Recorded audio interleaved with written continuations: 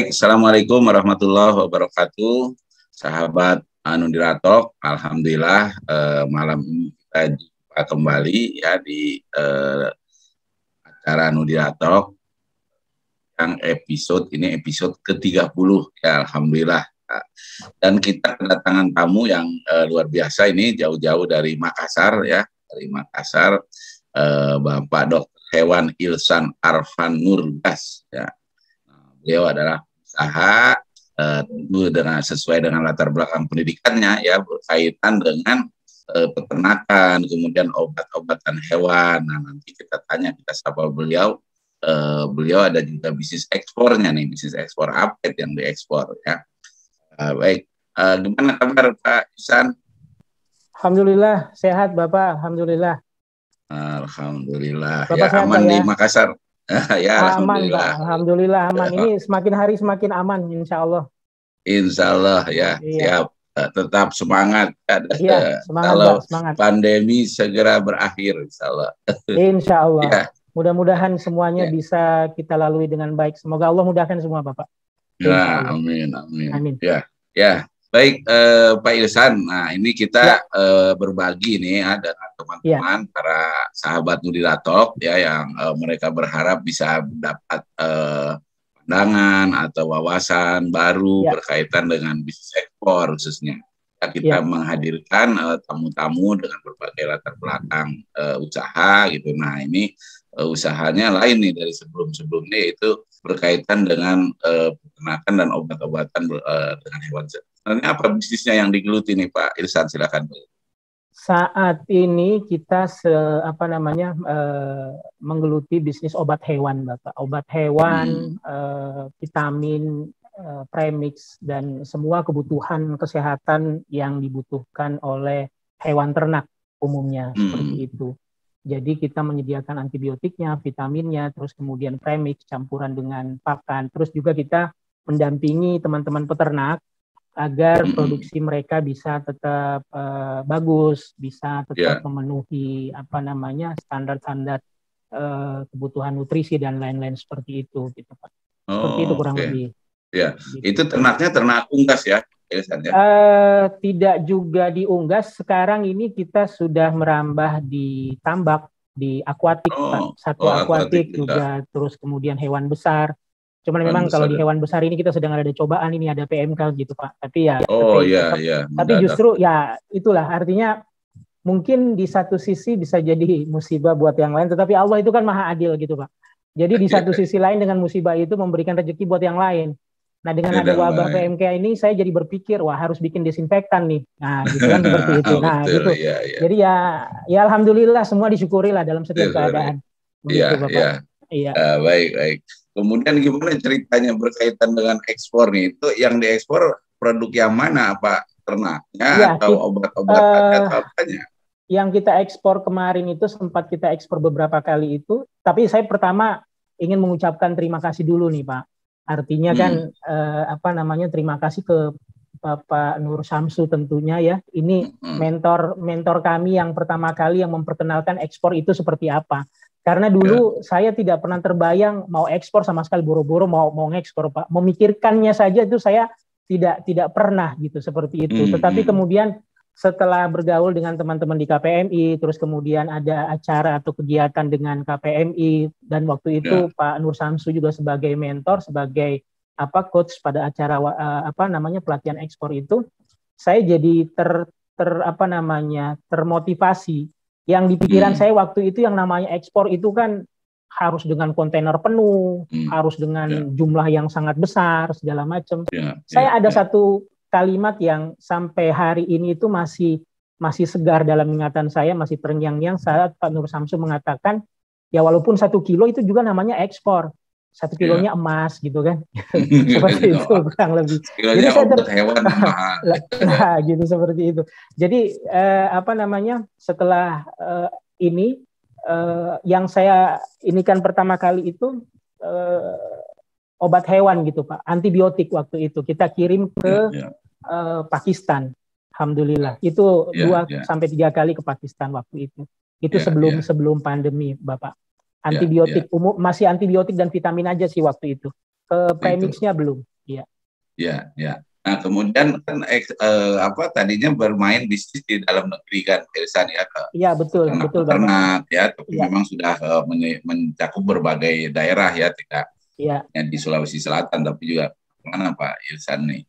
Nah, kemudian tapi ke negara lain kan sesuatu yang baru itu ya. Itu gimana? Gimana ceritanya bisa ketemu pembeli yang di Pakistan, kemudian yang di mana lagi, ekspornya kemana aja tuh?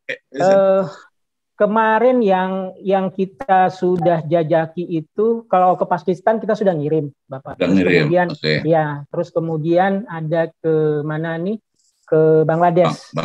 Kemudian ke India. Kalau ke India ini kita baru deal-dealan begitu, Pak. Alhamdulillah sudah ada ini kontak, masih sampai sekarang masih sering kontak beliaunya dari India. Hanya saja itu menunggu situasi ini normal kembali begitu kan. Jadi baru kita bisa memulai di sana. Saya ketemu sama mereka itu memang di forum pameran, Pak, Expo waktu itu. Jadi yang setelah mendapatkan materi waktu itu, kemudian saya jalan-jalan ke pameran, dan saat itu juga kita diberi kesempatan untuk membuka stand seperti itu. Kita buka stand itu waktu itu pameran di Tangerang, Pak, di AISBSD. Di AISBSD. Itu kita buka buka stand di sana, dan ya itu tadi karena memang pamerannya itu bersifat internasional, jadi banyak bisnismen dari Asia, sekitar wilayah Asia gitu ya, Asia Tenggara yang datang, ya termasuk dari Pakistan, Bangladesh, India. Mereka singgah di stand kita, terus kemudian mereka tertarik melihat dengan apa yang kita punya, apa yang kita produksi, dan beberapa kali ketemu, meeting segala macam, akhirnya kita kemudian dipertemukan. Alhamdulillah kita dipertemukan juga dengan beberapa kolega atau beberapa teman dokter hewan juga. Kebetulan beliau senior saya, dokter hewan Deddy Kusmana Gandhi, itu sekaligus menggandeng kita bareng-bareng. Jadi saya juga dibantu oleh beliau. Jadi kan kalau secara teori itu kami dapatkan ilmunya dari Bapak Nur Samsu nih waktu ada pelatihan. Tetapi terus terang waktu itu saya belum bisa berani untuk melangkah sampai akhirnya ketemu dengan teman-teman yang sudah punya pengalaman. Jadi saya masuk di komunitas mereka gitu, Pak. Di komunitas orang-orang yang sudah terbiasa ekspor gitu. Awalnya kita ikut numpang gitu apa segala macam, terus kemudian menitipkan barang. Ya alhamdulillah sambil diajari juga apa yang harus disiapkan, dokumen apa yang harus disiapkan. Seperti itu kurang lebih, Bapak. Itu ya. Jadi berapa lama itu dari sejak pameran kemudian ikut pameran ketemu sama buyer gitu? Iya, betul, Pak. Nggak lama sih setelah pameran itu kita ya paling yang kenakan barang kita sudah siap, Bapak. Barang kita sudah siap. Terus kemudian dokumen kan juga sebenarnya jelas ya. Artinya semua bisa diurus. Yang penting persyaratan terutama legalitas kita sebagai produsen itu sudah ada. Insya Allah cepat sih. Saya tidak terlalu lama waktu itu, Pak. Setelah pameran itu mungkin sebulan atau 2 bulan berikutnya kita sudah ekspor. Sudah langsung shipment. Iya. Dan pameran itu sejak berapa lama sesudah pelatihan waktu itu? Pelatihan ekspor yang Pak Irsani ikuti? Saya lupa persis waktunya, tetapi tidak lama lah, Pak, karena di tahun yang sama, mungkin sekitar 3 atau 4 bulan setelah pelatihan itu. Pelatihan itu ya. Karena kan memang ada momennya waktu itu, memang pas ketemu momennya ada pameran seperti pameran itu. Pameran produk spesifik, produk obat apa hewan? Ya, produk-produk kesehatan untuk ternak, Bapak. Iya, seperti di AISBSD gitu ya. Iya, di AISBSD. Biasanya pameran itu internasional. Iya, betul, internasional, Pak. Kalau tidak di AISBSD biasanya di Jakarta Convention Center, Pak. Iya. Seperti itu. Nah, jadi ketemu buyer di pameran lah yang tidak janji sebelumnya juga ya. Enggak ada janji begitu, Pak. Nanti kami baru berhubungan di medsos apa segala macam setelah ketemu di pameran, saling tukar nomor kontak apa segala macam. Cuman memang yang saya sangat perlu hati-hati memang kan kredibilitas mereka gitu kan, kita baru tahu di sana seperti itu. Jadi ya itulah tadi pentingnya kita masuk dalam komunitas, karena di komunitas itu kita bisa saling tanya orang ini siapa, bagaimana kondisinya apa segala macam. Ya alhamdulillah sih sampai sekarang kita belum pernah dapat dengan orang yang nggak bener lah gitu, Pak. Alhamdulillah semuanya alhamdulillah. Yang pernah kita berhubungan gitu ya, alhamdulillah orang-orang baiklah semua begitu. Memang orang-orang yang serius di bisnis gitu. Begitu Pak. Kemudian pandangan Pak Ilsan nih kan negaranya Pakistan, dari Bangladesh, India. Kenapa daerah itu? Artinya kenapa tidak kalau negara-negara yang lain? Kalau saya pikir kalau misalnya ke Eropa gitu ya, pertama ya mungkin saja teknologi mereka lebih bagus daripada kita kan gitu. Nah, saya kan juga harus mengukur barang yang kita mau jual gitu kan. Jangan sampai kita menawarkan sesuatu ternyata buat mereka tidak terlalu menarik lah buat kita. Nah, sengaja saya memilih daerah-daerah seperti itu karena secara umum sebagaimana yang komunitas kami ketahui, teknologi kesehatan hewan mereka atau teknologi manajemen peternakan mereka itu masih di bawah kita gitu Pak. Jadi paling tidak dengar produk dari Indonesia itu mereka sudah dari Indonesia nih bisa kita pakai gitu. Nah, seperti itu kurang lebih lah Pak. Jadi jadi dipandang lah ya produk Indonesia itu dipandang oleh mereka ya. Iya, betul Bapak. Dan bahkan saya yang terkesan itu ada beberapa kawan dari Bangladesh itu sempat datang dan saya ajak itu keliling Sukabumi, keliling Bogor, ngelihat sentra-sentra pembenihan ikan. Saya sampai ajak jalan segala macam. Mereka dengan teknologi misalnya membuat kolam ikan dengan menggunakan berbasis probiotik itu saja mereka baru dengar gitu Pak, seperti itu. Jadi saya pikir wah ini peluang nih pasar nih. Alhamdulillah kita sudah pernah trial di Bangladesh itu hasilnya sangat sangat bagus dan ya itu qadarullah, artinya belum baru siap-siap kita mau kirim ke Bangladesh waktu itu sudah pandemi. Tetapi kalau yang di Pakistan alhamdulillah berjalan seperti biasa. Tapi kalau di Pakistan itu produk antibiotik untuk ayam Pak, begitu. Antibiotik untuk ayam. Iya, untuk poultry. Seperti itu. Produk itu Pak Ihsan, perusahaan Pak Ihsan sendiri yang memproduksi ya? Iya, betul Bapak, di Bogor Pak, di Gunung Sindur. Bogor ya, Gunung Sindur. Baik. Kemudian apa Pak dari pengalaman yang sudah dilakukan ya, meskipun belum banyak nih, tapi apa yang paling berkesan ini dari bisnis ekspor itu dibanding bisnis yang di dalam negeri kan sudah inilah ya, sudah makan asam garam nih Pak Ihsan. Kalau ekspor gimana? Jadi sebenarnya gini Pak, kalau ini pandangan pribadi ya Bapak ya. Artinya kan melihat pasar dalam negeri itu sudah terlalu jenuh Pak, seperti itu. Pasar di dalam negeri ini sesuai dengan pengalaman kami itu sangat mudah sekali untuk saling banting harga. Darah-darah lah ya. Darah-darah lah kalau dalam negeri itu Pak. Tapi alhamdulillah yang di luar negeri terutama untuk pasaran IPB ya, India, Pakistan, Bangladesh Pak gitu. Ya itu kita masih bisa menjual dengan margin yang lumayan lah gitu loh Pak. Kalau di sini kan kalau di dalam negeri kita sudah harus saling pukul harga segala macam, banting-bantingan harga gitu. Tapi kalau di sana justru kita sedikit longgar untuk mengatur margin. Cuman memang kalau untuk beberapa daerah misalnya beberapa negara lain seperti Vietnam, kami belum bisa nembus sampai ke sana karena ternyata produk mereka lebih murah Pak, jauh lebih murah. Karena kalau bahan baku kan kita masih tetap gunakan produk import dari China Pak.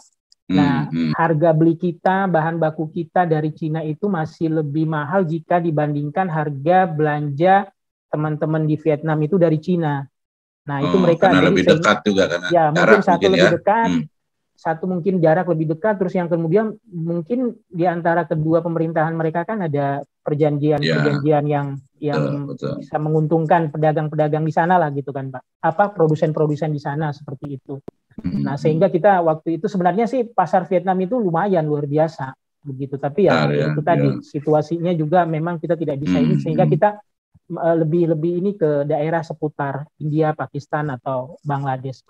Begitu, iya. Artinya di pasar India, Pakistan, Bangladesh mungkin juga produk-produk Vietnam juga sudah masuk ke sana ya? Iya, bisa. Iya, sudah masuk. Yang kami dengar sih seperti itu Pak, sudah masuk, dan itu kita lihat sendiri memang produk mereka ada.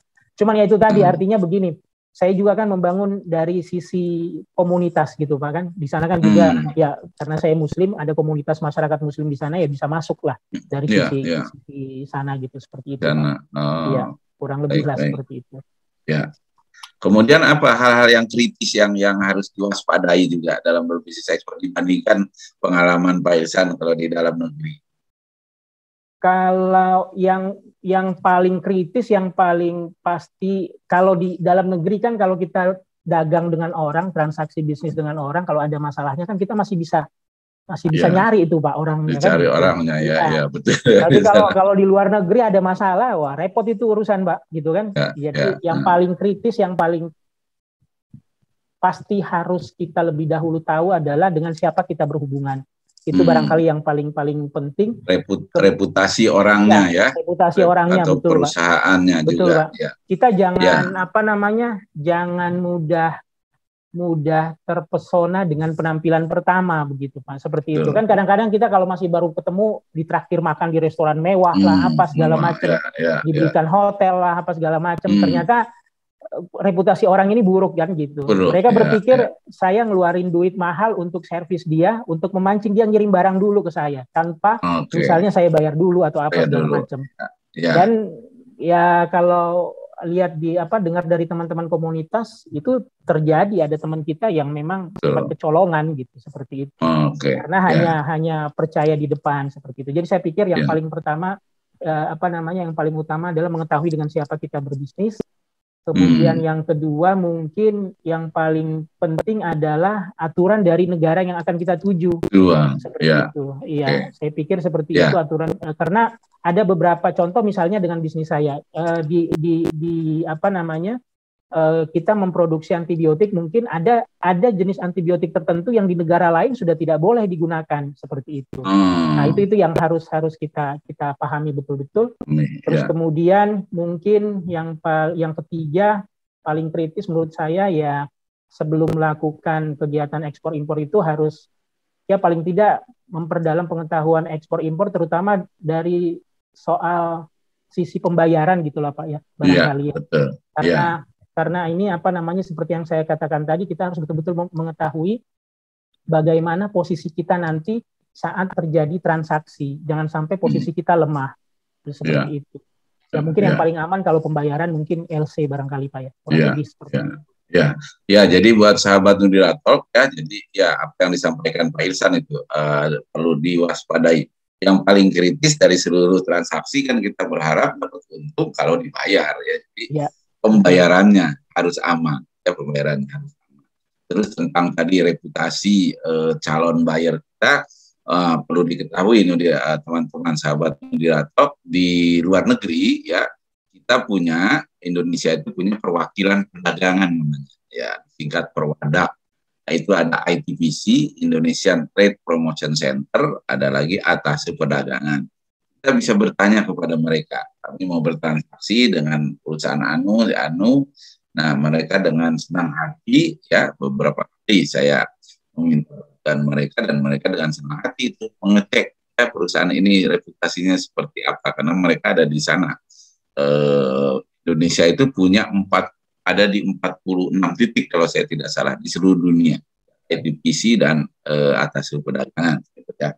Baik, Pak Ihsan nih. Kemudian kalau bisnis seperti yang Pak Ihsan geluti ini, kira-kira gimana ininya? Apa perkembangannya kalau di dalam negeri gitu ya? Di dalam negeri di Indonesia ini, barangkali juga buat teman-teman yang lain ya bisa jadi satu dapat gambaran juga. Terus terang Pak, jujur kami katakan sebenarnya kalau dari sisi ini artinya kita berbicara dalam kondisi normal begitu Pak. Tidak ada musibah kayak kemarin nih. Karena bisnis kami itu yang saya yakini adalah bisnis yang semakin dekat dengan urusan perut itu biasanya punya kelanggengan gitu loh Pak. Seperti itu. Nah, bisnis yang kami ini berada dalam lingkungan bisnis yang memasok kebutuhan manusia akan daging dan telur. Seperti itu. Nah, kami masuk di daerah situ, di lingkungan sana, dan kami berpikir bisnis ini insya Allah akan tetap cerah.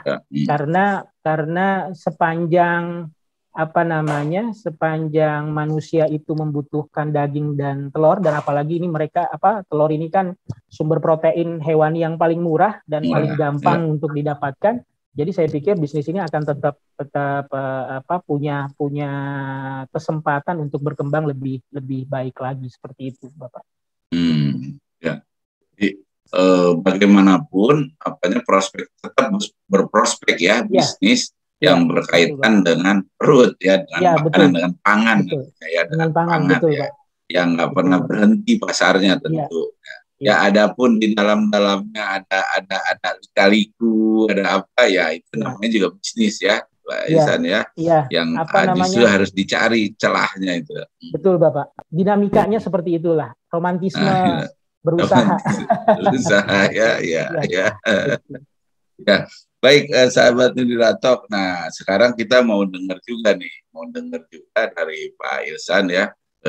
Barangkali ada pesan-pesan nih untuk sahabat Nudiratalk nih, sebagian besar yang mendengarkan ini Pak Ihsan ini dari kalangan generasi milenial dan generasi Z bahkan. Nah, apa pesan-pesan Pak Ihsan nih buat teman-teman sahabat Nudiratalk? Silakan. Pertama barangkali ya, sebagai sebagai anak muda begitu, kita jangan ingin memulai bisnis itu kalau memang sudah ada niat dan sudah belajar, sudah jalan-jalan saja begitu.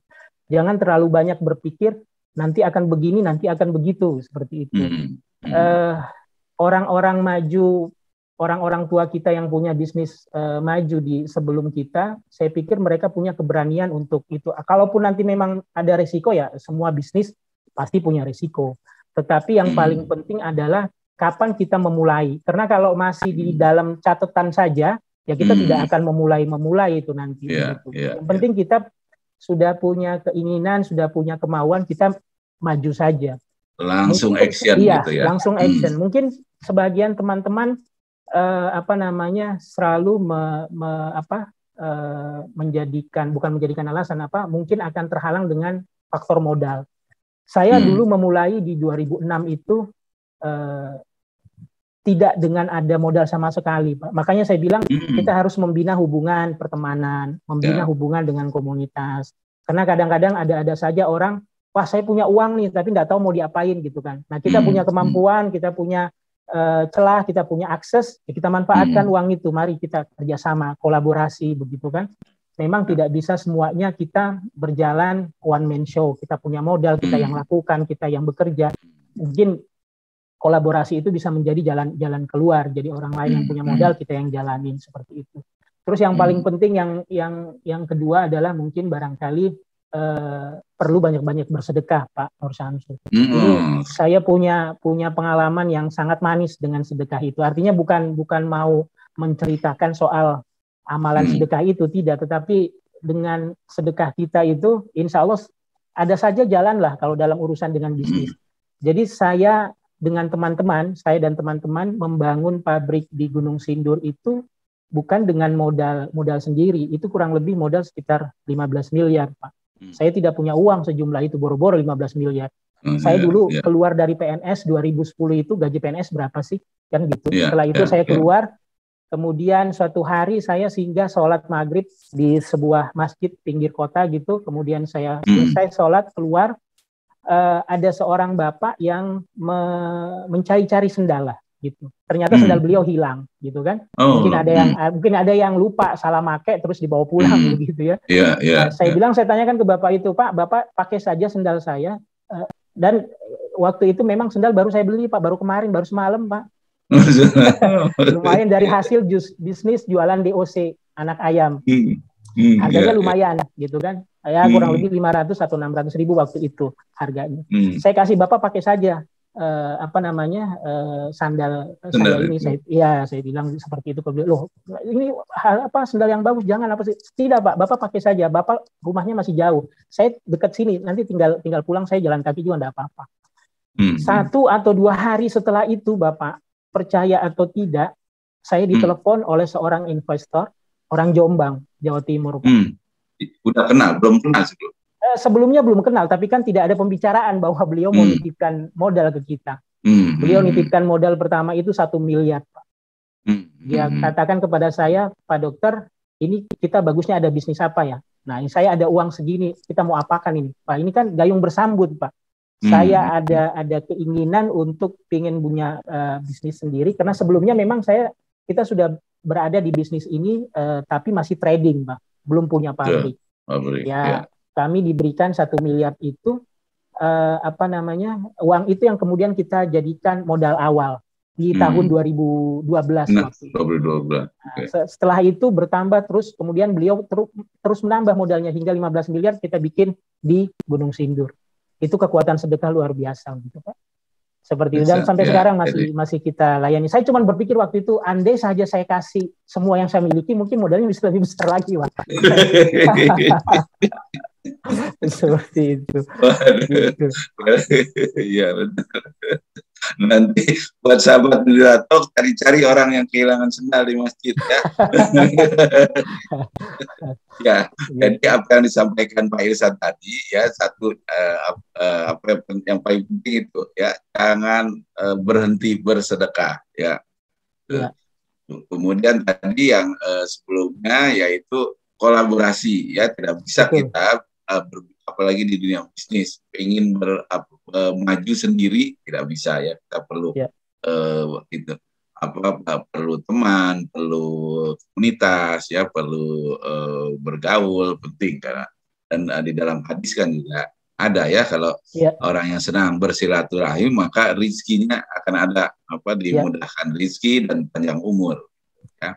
Betul. Nah, kemudian juga langsung action tadi ya, langsung action. Nah, tapi tentu jangan lupa ya, harus disertai dengan ilmu ya, dengan kompetensi ya. Jadi action saja tapi nggak punya ilmunya juga bahaya. Ya, jadi pelajari dulu ilmunya. Nah, ini buku ini masih saya pegang terus nih, Pak. Allah. Ini sampai sekarang masih saya simpan terus. Jadi kadang-kadang kalau saya mau review bukunya Pak Nur Samsu ini, saya buka-buka lagi, Bapak. Ini selalu ada di meja saya, ini di meja kerja saya. Kadang-kadang kalau mau lihat sesuatu, bisnis ekspor itu mudah. Nah, ini saya buka ini lagi, Pak. Ini masih saya simpan ini. Jadi kalau teman-teman yang mau belajar, barangkali ini buku yang mudah dipahami, mudah kita pelajari seperti itu. Terima kasih. Ya, itu memang bukan teori itu, Pak Irsan, itu dari pengalaman aja yang ditulis gitu ya. Baik, Pak. Ya, jadi sahabat Nudilatok, nah satu hal yang belum diceritakan Pak Irsan. Pak Irsan ini juga di tengah sibuknya berbisnis, di tengah juga nggak lupa masih terus menuntut ilmu nih. Beliau sekarang masih kuliah di pasca sarjana ya di UNAIR karena ingin mendalami ilmu tentang obat-obatan hewan, khususnya tentang vaksin. Ya, jadi berbisnis itu harus dengan ilmu juga, ya, dengan ilmu. Gitu. Betul Bapak. Ya, baik. Tidak terasa ini waktu berjalan, Pak Irsan. Alhamdulillah sudah banyak informasi, semangat ya bagi sahabat Nudilatok untuk bagaimana berbisnis, dan ini contoh yang diberikan tadi, ekspor atau bisnis yang berkaitan dengan obat-obatan untuk hewan ternak ya. Kita sudah membahas berbagai macam produk nih Pak Irsan di Nudilatok ini ya. Nah, sekarang tentang obat-obatan ternak, mudah-mudahan menambah wawasan ya sahabat Nudilatok. Jangan lupa ya YouTube channelnya Nudira Learning Center ini di like ya, di subscribe yang belum subscribe. Kemudian kalau yang ingin bertanya boleh tulis di di komen ya, nanti akan kami sampaikan ke Pak Irsan. Mohon izin Pak Irsan ya, kalau ada yang bertanya kami teruskan. Oke. Dan barangkali juga banyak teman-teman yang membutuhkan, silahkan di-share ya, di-share ke teman-teman yang lain linknya. Dan jangan lupa satu lagi, notifikasi loncengnya di. Baik, barangkali itu saja Pak Irsan. Terima kasih banyak Bapak. Ya, mudah-mudahan Allah memberkahi bisnisnya, dimudahkan ya, dan teman-teman sahabat Nudilatok yang ikut mendengarkan ini mendapat manfaat. Ya, terima kasih, mohon maaf kalau ada kekurangan. Assalamualaikum warahmatullahi wabarakatuh.